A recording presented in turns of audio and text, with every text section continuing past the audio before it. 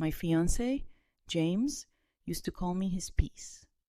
Said I calmed him, balanced him, that I made him feel seen in a way no one ever had. And I believed him, because he said it with tears in his eyes. The kind of tears that make you think, this is real, he feels this too. We talked about the future like it was already written. Lazy Sunday mornings with coffee and jazz. Vacations with no phones. Middle names for kids we hadn't even conceived. He even said, let's find a house near the water someday. I'd never felt so chosen. But I was wrong, not because I misread his words, but because I didn't realize I wasn't the only one he was rehearsing those words with. It started with subtle changes. He began guarding his phone like it carried state secrets. Texts came slower. Weekend plans started disappearing, replaced by late meetings and client calls. And still, I gave him the benefit of the doubt, because when someone tells you you're their soulmate, you want to believe them.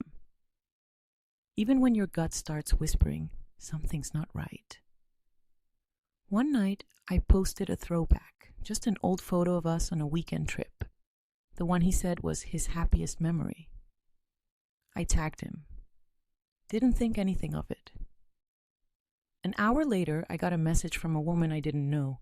No hi, no small talk, just, I think we need to talk. What followed were screenshots, texts I'd never seen, reservations I never made, and photos of James and this woman in the exact places he told me he was working.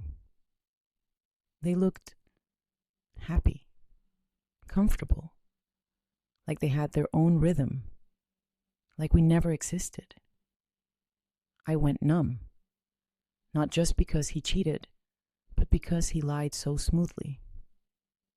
He gave us both the same lines, told us the same secrets, painted the same future with two different brushes. When I confronted him, he didn't deny it, didn't panic. He just looked at me like he'd been caught. But he didn't care. He said, I didn't mean to hurt you. And I remember laughing, because men like that, they never mean to hurt you. They just never mean to stop. I didn't scream, didn't beg, didn't even ask why. Because what's the point of begging for honesty from someone who weaponizes your trust?